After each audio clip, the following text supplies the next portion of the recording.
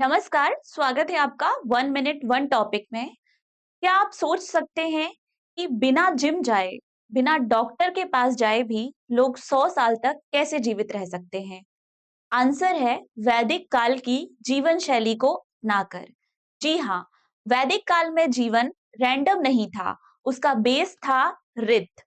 रित यानी नेचर के रूल के साथ जीना। लोग लग्जरी के पीछे नहीं भागते थे, सिंपल लाइफ, डिसिप्लिन, रूटीन उनका फंडा था।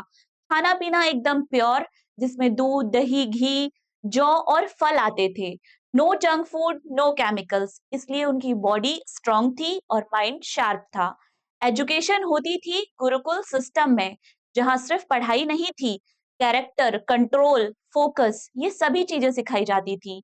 सोसाइटी मेल डोमिनेटेड थी, लेकिन विमेन सप्रेस्ड नहीं थी। गार्गी और मैत्री जैसी विमेन स्कॉलर्स का नाम आपने सुना ही होगा, जो यूपीएससी के पॉइंट ऑफ व्यू से बहुत इंपॉर्टेंट रहती हैं। इसके साथ ही इकोनॉमी भी एग्रीकल्चर और कैटल वेल्थ पर आधारित थी। वहां गाय को वेल्थ का सिंबल माना जाता था। वैदिक काल आउटडेटेड नहीं था, वो टाइम से आगे था।